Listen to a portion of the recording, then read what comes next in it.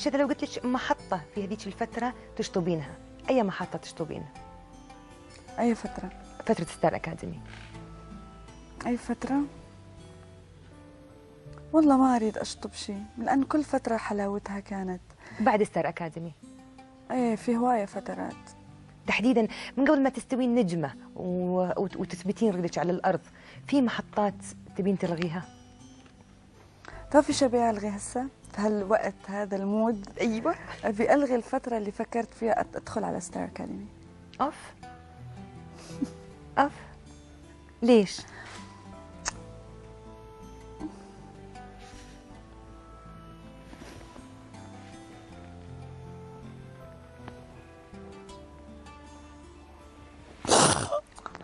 أنا آسفة إذا يعني أزعجتك شذا، يعني سوري. لا، أنا اللي أعتذر يعني إذا ضايقتك بهذا سؤالي. دموعك غالية علينا يا بنت الحلال، ننزل لك دموعك في حلقتنا. يا شباب أعطونا تشو لو سمحتوا.